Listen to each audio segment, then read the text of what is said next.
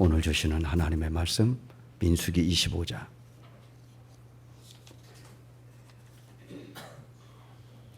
민수기 25장 1절로 13절입니다. 민수기 25장 1절로 13절 제가 한 절 여러분이 한 절 교독하겠습니다. 이스라엘이 시딤에 머물러 있더니 그 백성이 모압 여자들과 음행하기를 시작하니라.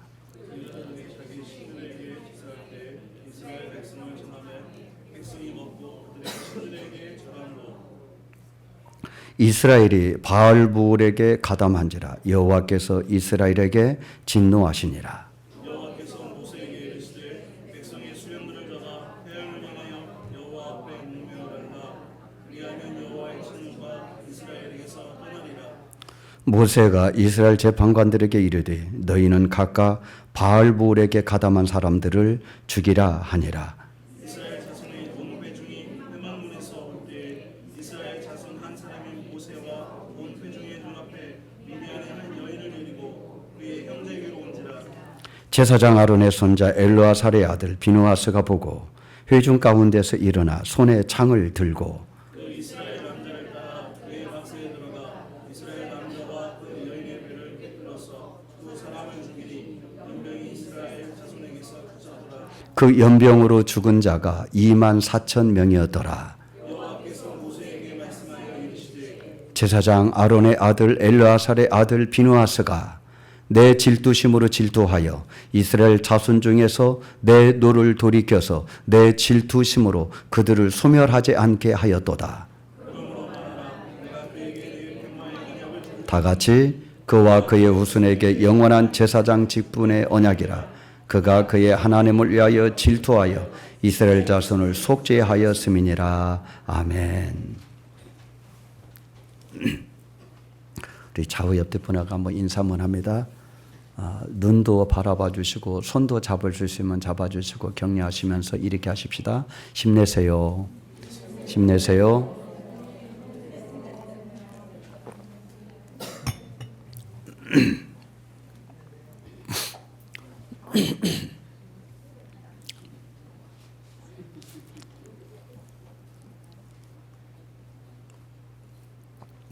지난주에 그 청주 신방을 다녀왔습니다.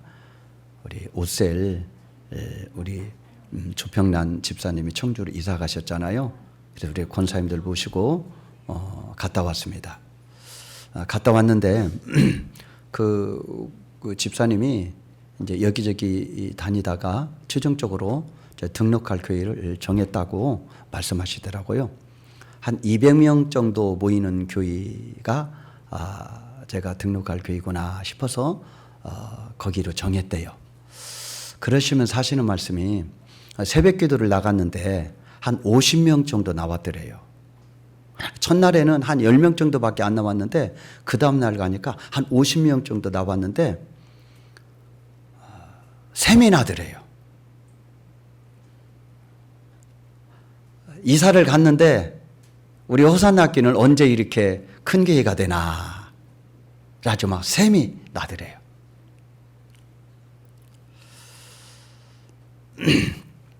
나도 그 마음이 이해가 갑니다. 왜냐하면 뭐 큰 교회가 되면 좋겠다라고 하는 거는 뭐 목사 마음이나 뭐 성도 마음이나 뭐 비슷하기 때문에 그렇습니다. 그런데 저는 개인적으로 큰 교회 되게 해달라고 기도는 그렇게 많이 하지 않습니다. 그 대신 늘 기도하는 게 있는데 그것은 믿음으로 살게 해달라. 성도들이 믿음으로 살게 해주십시오. 내가 믿음으로 살게 해주십시오. 그거는 날마다 기도합니다. 왜냐하면 믿음이 큰 사람이 중요하기 때문입니다. 믿음이 큰 사람이 큰 사람인 것입니다. 우리가 하나님 앞에 언젠가는 서게 될 것입니다. 칭찬 들을 수도 있고 책망을 받을 수도 있을 것입니다. 무엇 때문에 칭찬받고 무엇 때문에 책망받겠습니까? 믿음으로 살았느냐 안 살았느냐? 믿음이죠. 너 믿음으로 일평생 살았느냐? 아니면 그렇게 살지 못했느냐? 그것으로 우리의 평가가 달라지게 될 것입니다. 큰 교회냐 작은 교회냐 고려의 대상이 아닙니다. 내 믿음이 커야지 교회 사이즈가 큰 거 아무 상관없습니다. 그러므로 우리가 늘 기도하고 소원해야 될 것은 믿음으로 사는 것인 줄로 믿습니다. 큰 믿음을 주십시오. 하나님, 믿음으로 살 수 있도록 큰 믿음을 주십시오. 믿음이라는 말을 너무 많이 우리가 듣기 때문에, 늘 믿음이라는 말을 주문처럼 우리가 듣기 때문에 또 그 얘기구나, 막 또 그렇지, 잔소리처럼 들을 가능성이 있어요.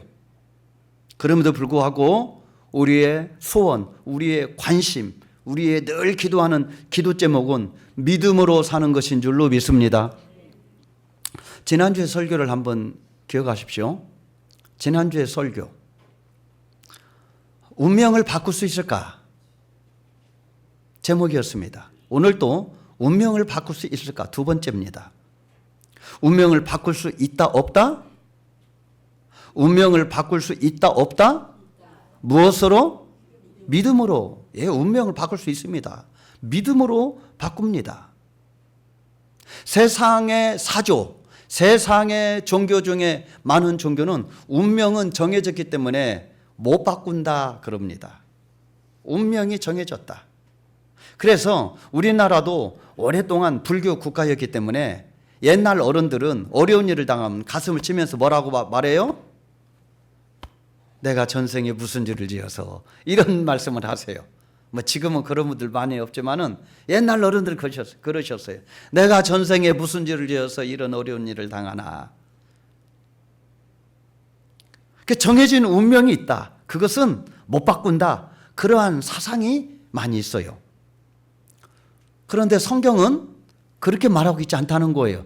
정해진 운명, 도저히 바꿀 수 없는 운명은 없어요. 바꿀 수 있다 없다? 있습니다. 무엇으로? 믿음으로 바꿀 수 있는 줄로 믿습니다. 요나가 니느웨 성에 파송을 받죠. 우여곡절 끝에 니느웨 성에 갑니다. 그리고 니느웨 성에 가서 뭐라고 외치죠? 40일이 지나면 이 성이 무너지리라.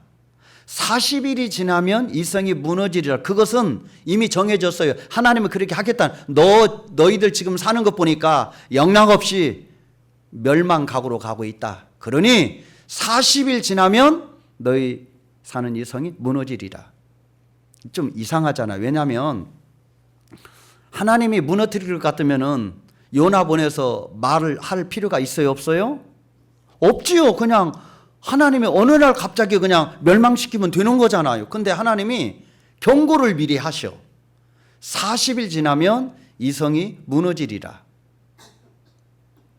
그런데 놀랍게도 그 이야기를 들은 왕과 백성, 심지어 짐승들까지도 먹이를 주지 않으면서 금식하면서 베옷을 입으면서 제 위에 앉아서 통이 자복하며 회개합니다.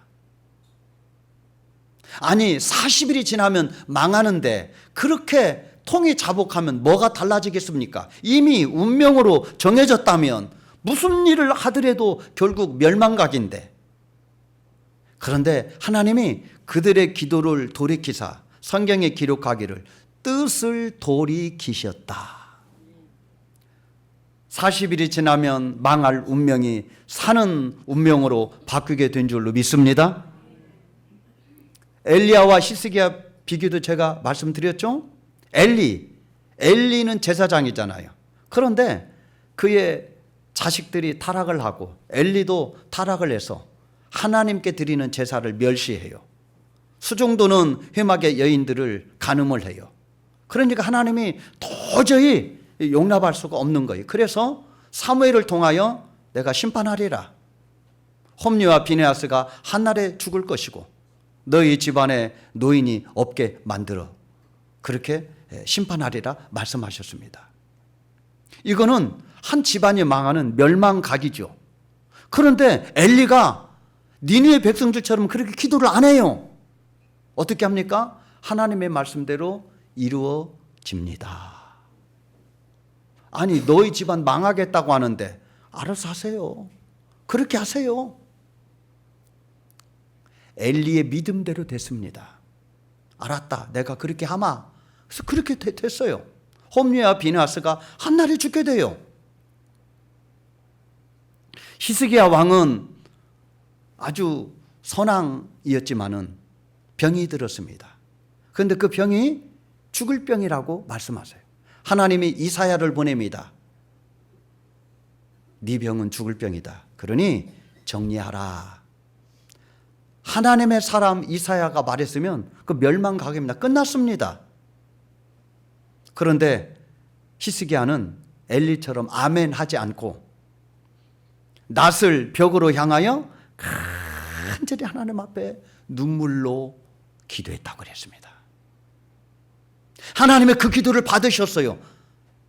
니느웨 성에 그 백성들의 기도를 받으신 것처럼 기도를 받으시고 이사야를 되돌아서 보냅니다. 내가 너에게 15년의 생명을 유예하겠다. 하나님이 이 병으로 죽는다라고 하는 그 뜻을 돌이키시사 15년의 생명을 연장시켜 주신 줄로 믿습니다. 결국 믿음대로 된다고 하는 것입니다. 누가 무슨 말을 하든 40일이 지나면 망한다. 두 아들이 한날에 죽으리라. 너 그 병에서 살지 못하고 죽는다. 그렇게 하나님의 말씀하셨다 해도 하나님 살려주세요. 긍휼을 베풀어 주세요. 기도하면 하나님은 사랑이 많으시고 자비가 풍성하신 분이기 때문에 그 통회하는 마음, 회개하는 마음을 받으시고 뜻을 돌이키시사 기회를 주시는 줄로 믿습니다. 유예를 해 주시는 거예요. 하나님이 유예를 해 주세요. 다시 시작할 수 있는 기회를 주신다 말이에요. 그래서 뜻을 돌이키시는 거예요. 이삭은 아브라함의 아들이죠. 근데 이삭이 결혼하고 20년 만에 40세에 결혼해서 60세에 아들을 낳게 되는데 쌍둥이를 낳았더라. 누구죠? 에서와 야곱입니다. 에서는 장자입니다. 장자면 정해졌기 때문에 장자권을 소유하게 됩니다. 그런데 에서는 장자로 태어났지만 그 장자의 축복은 누가 받죠? 동생 야곱이 받게 됩니다. 하나님은 에서를 장자로 태어나게 했지만은 엄마 뱃속, 리브가 엄마 뱃속에서부터 두 국민이 뱃속에 있구나. 그런데 큰 자가 작은 자를 섬기리라. 하나님이 그렇게 말씀하셨어. 이걸 하나님의 주권, 하나님의 섭리 그렇게 말합니다. 그러니까 태어나기도 전에 하나님이 리브가 속에 쌍태가 들어있는데 큰 자가 작은 자를 섬기겠구나. 이렇게 말씀하십니다. 하나님의 말씀대로 결국 큰 자인 에서가 장자권을 잃어버리고 둘째인 야곱이 장자권을 얻게 됩니다. 창세기 25장 가면 그 이야기가 나와요. 오늘 본문을 책가피를 해놓고 창세기 25장으로 한번 가봅니다. 창세기 25장. 창세기 25장 23절 보겠습니다. 창세기 25장 23절. 하나님이 임신한 그 리브가에게 말합니다. 여호와께서 그에게 이르시되 두 국민이 내 태중에 있구나. 두 민족이 내 복중에서부터 나누이리라. 이 족속이 저 족속보다 강하겠고 큰 자가 어린 자를 섬기리라. 그래서 에서가 장자로 태어났지만 장자권을 동생이 차지하게 됩니다. 그럼 하나님이 이렇게 하셨을까 생각해 보십시오. 에서야, 너가 장자지만 미안하다. 네 장자권을 너가 받는 걸 내가 원치 않으니 네 동생에게 주겠다. 미안하다. 그리고 장자권을 뺏어서 야곱에게 준 게 아닙니다. 한번 보십시다. 32절 보겠습니다. 32절 보면 에서가 이르되 내가 죽게 되었으니 이 장자의 명분이 내게 무엇이 유익하리요. 사냥을 나갔다가 집에 돌아와 보니까 야곱이 팥죽을 끓이고 있어요. 너무 시장에서 동생에게 팥죽 한 그릇 달라 그러니까 동생이 이렇게 말합니다. 형, 내가 팥죽 원하는 대로 줄 테니까 그 장자권 나에게 줘. 사실 이게 말도 안 되는 이야기잖아요. 이게 파고 살 수 있는 게 아니잖아요. 그런데 야곱이 그렇게 얘기합니다. 형한테. 그러면 형이 어떻게 해야 돼요? 너 죽을래? 그래야 돼요. 너 죽을래? 맞을래? 맞고 줄래? 그냥 줄래? 그래야 되거든요. 왜? 힘도 훨씬 세요. 에서가. 그런데 33절 보니까 야곱이 이르되 오늘 내게 맹세하라. 에서가 맹세하고 장자의 명분을 야곱에게 판지라. 34절 야곱이 떡과 팥죽을 에서에게 주매 에서가 먹으며 마시고 일어나 갔으니 에서가 장자의 명분을 가볍게 여김이었더라. 에서는요 장자였지만 장자의 명분을 소홀히 여겼고 가볍게 여겼기 때문에 놓친 거예요. 야곱은 찾아지만 장자의 복을 소원했기에 그 믿음대로 된 것입니다. 그러니까 이 야곱과 에서의 이야기를 통하여 하나님의 주권과 인간의 믿음이 조화를 이루는구나 라고 하는 것을 알 수 있어요.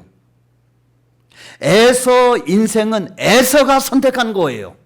하나님의 뺏어서 야곱에게 준 게 아니고 에서가 팔았어요. 그래 너 가져라. 이 장자의 명분이 얼마나 좋은 것인데 얼마나 귀한 것인데 그거를 목숨 걸고 지켜야 되는데 팥죽 한 그릇으로 바르는 거예요. 그래서 에서는 하나님께 책임 못 묻습니다. 네가 바르지 않냐.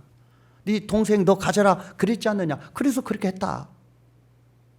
결국 에서의 믿음대로 된 것이고 야곱의 믿음대로 된 게 하나님이 뺏어서 그렇게 일부러 만든 게 아니에요. 이 이야기에 하나님의 주권이 있고 또 에서의 책임, 인간의 믿음이 거기에 들어가 있어요.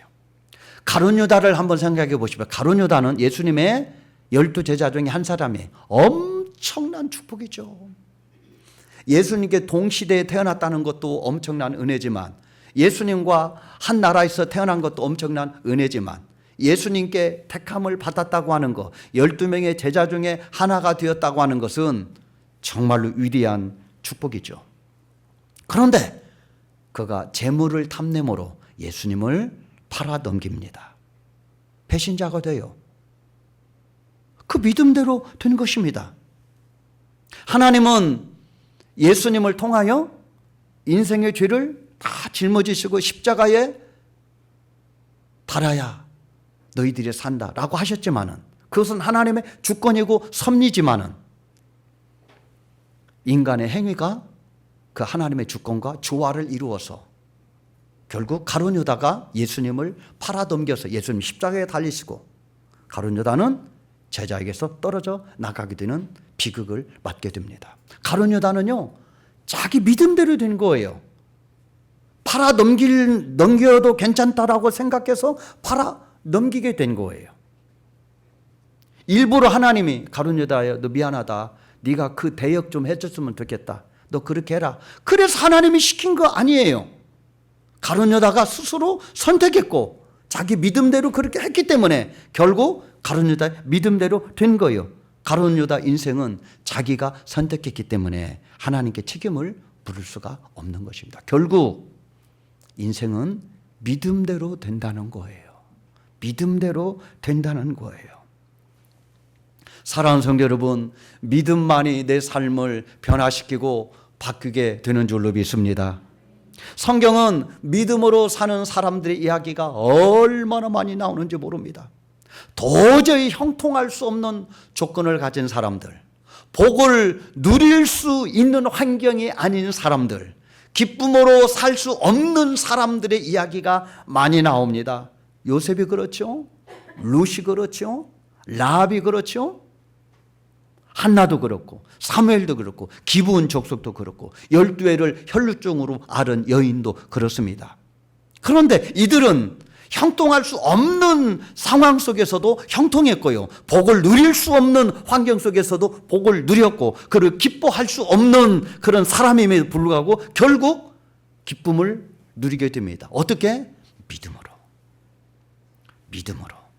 믿음으로 형통을 그거 얻게 되고, 믿음으로 복을 누리게 되고, 믿음으로 기쁨을 누리게 된 줄로 믿습니다.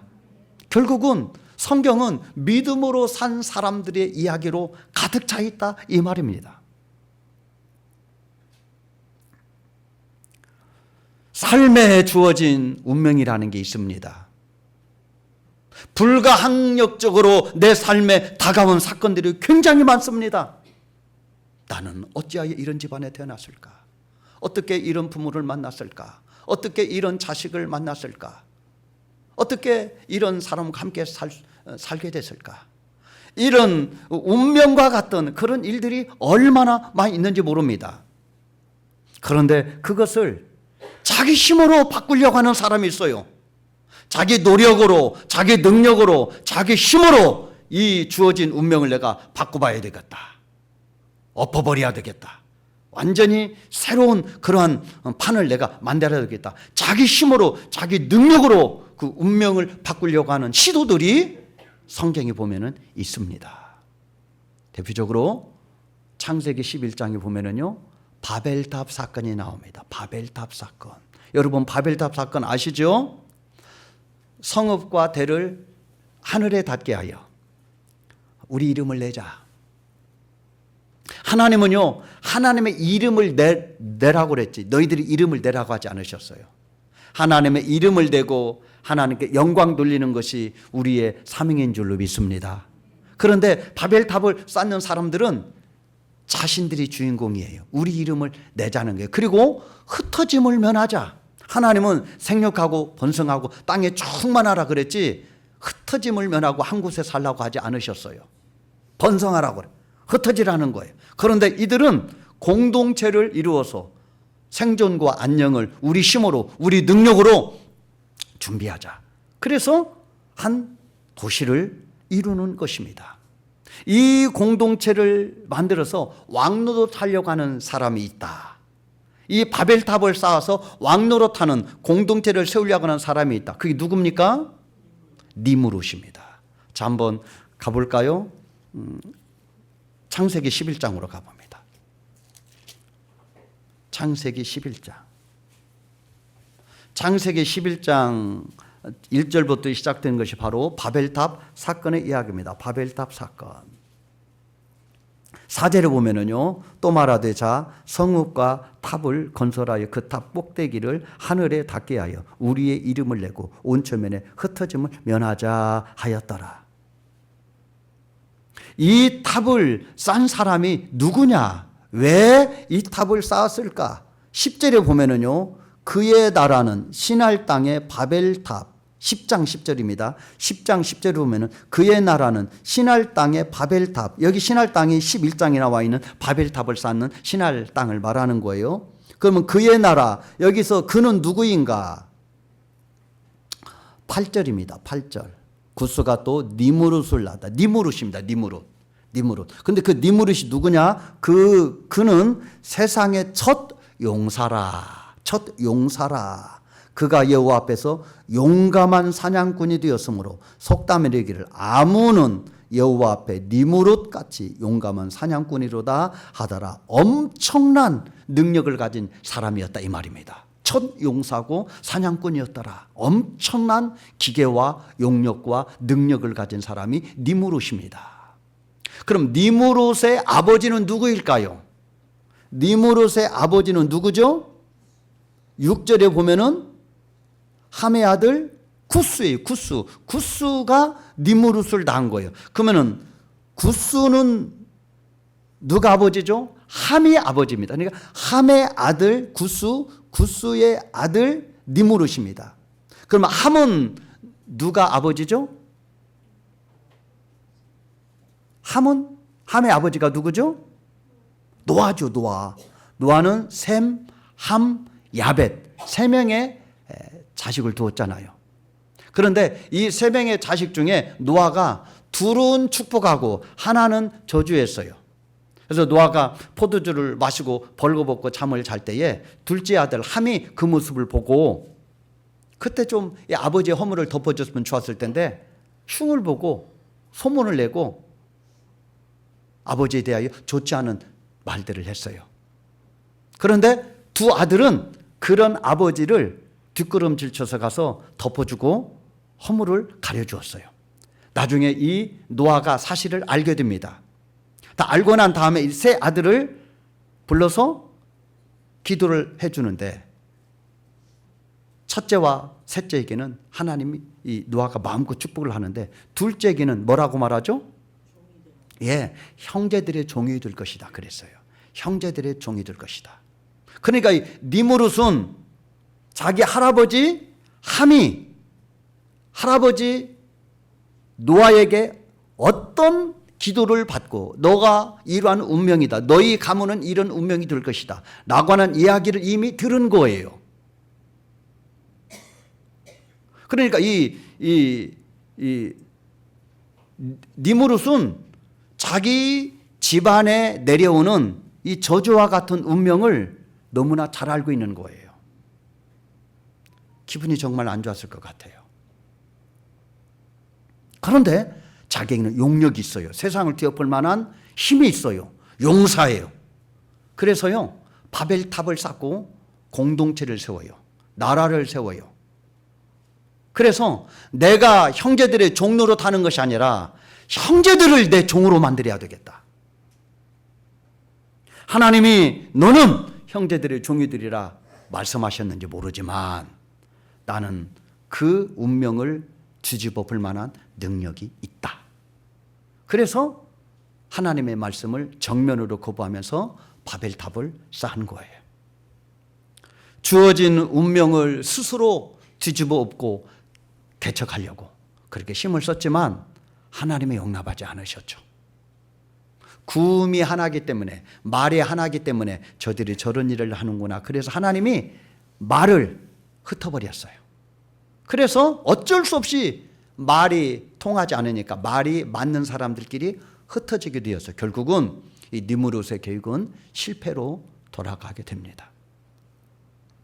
노아가 세 자식에게 축복을 하고 저주를 했던 것처럼 야곱도 12아들에게 똑같이 합니다. 12아들을 모아놓고 장래에 너희들이 어떻게 될 것인가를 하나님이 그 야곱이 말을 해요. 그런데 큰아들 누베는 죄가 있어요. 자기 서모 비라를 넘본 죄가 있기 때문에 너는 물의 끓음 같은 그런 죄가 있어서 장자의 축복을 줄 수 없다. 그래서 탈락했어요.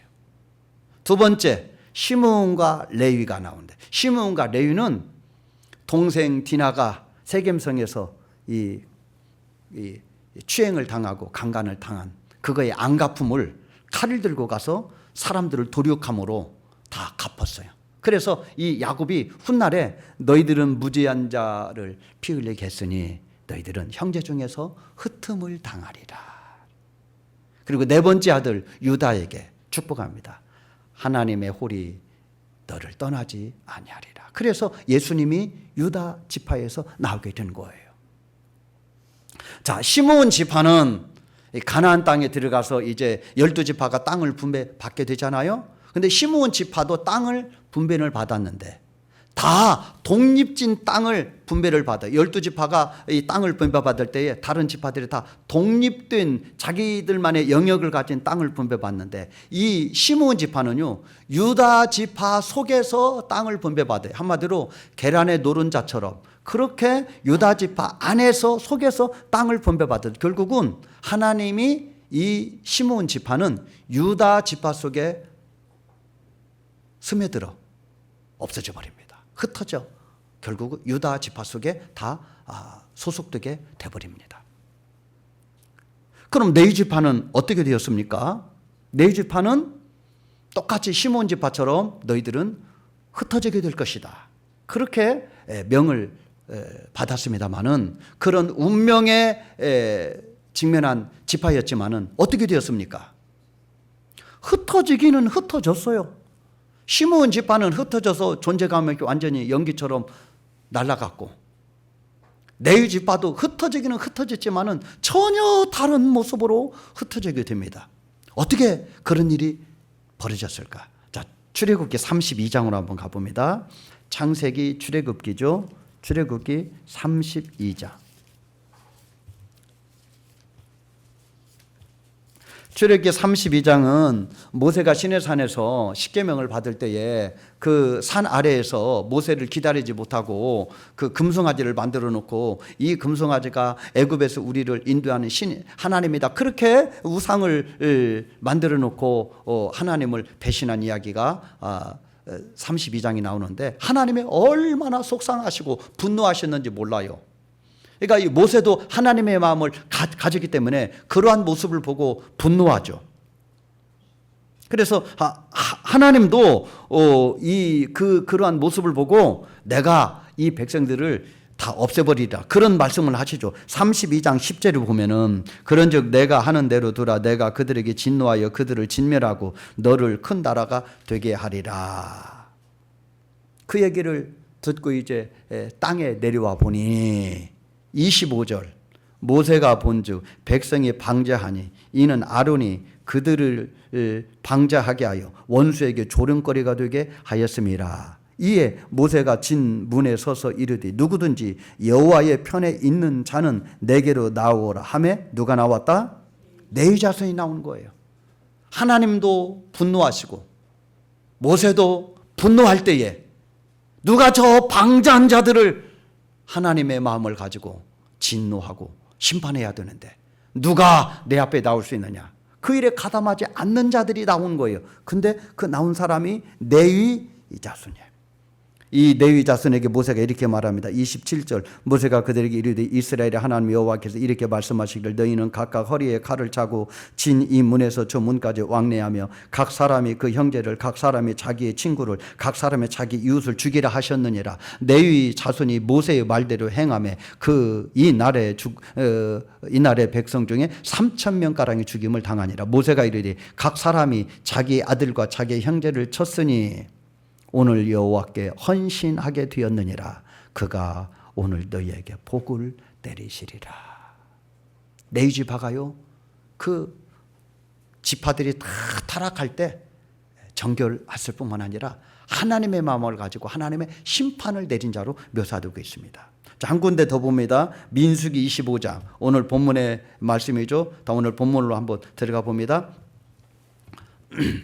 오늘 본문에 들어가면 1절에 보면은 이스라엘 백성들이 시딤이라고 하는 곳에서 모압 여인들과 음행을 합니다.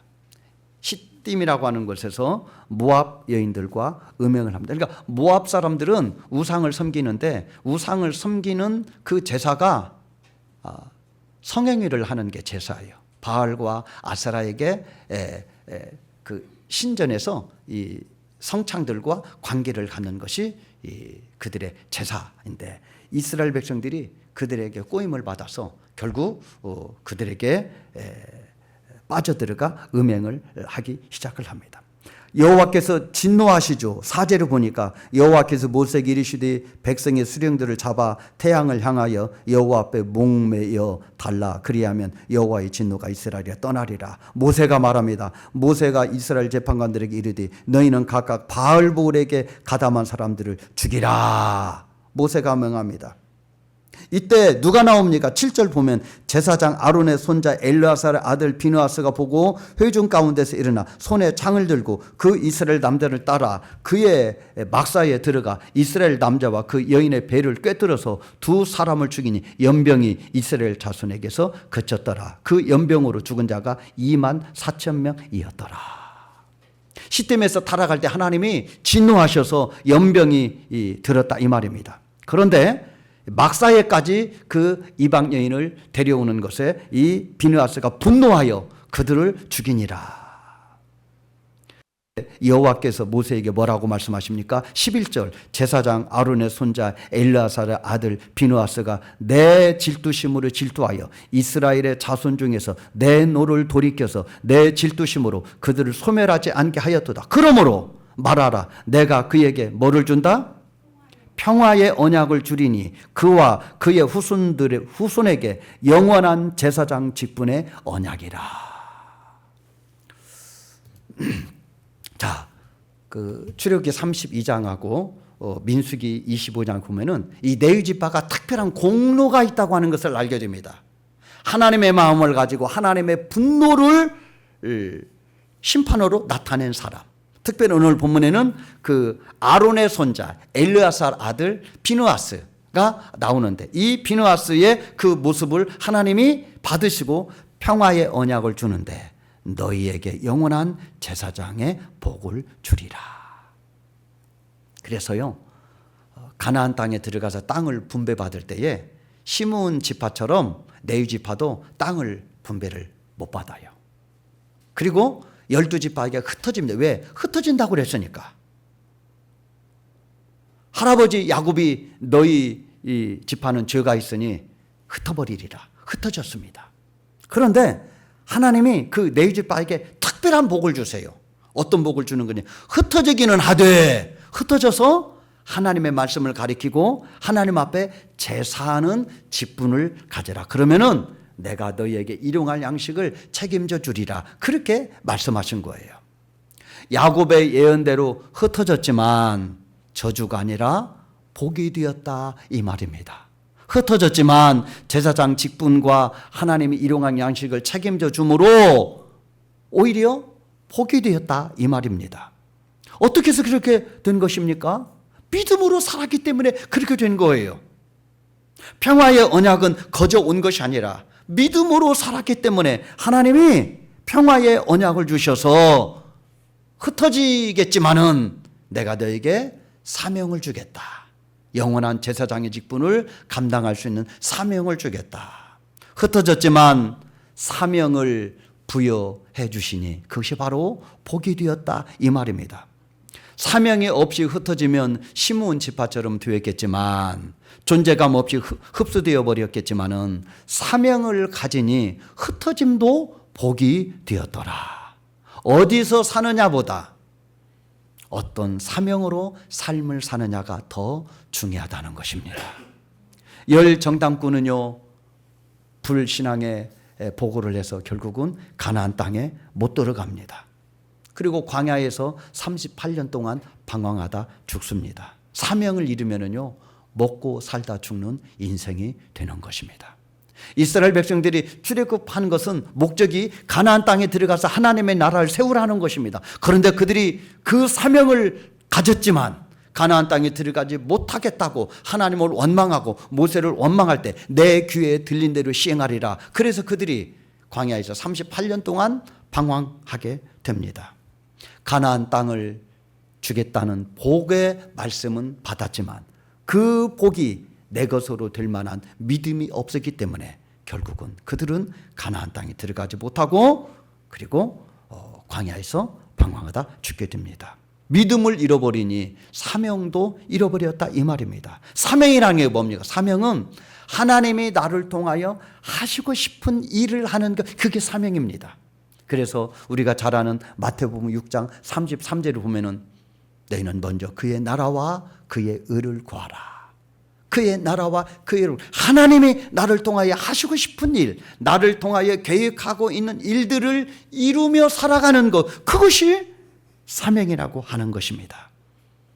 하나님이 나를 통하여 이루고 싶은 그 일을 우리가 믿음으로 붙잡고 있다면 우리가 어디에 있든지 어떤 삶을 살든지 어떤 운명으로 내가 삶을 살든지 하나님은 그 일을 통하여 형통하게 하실 수도 있고 복을 누리게도 하시고 기쁨을 주실 수 있는 하나님이신 줄로 믿습니다.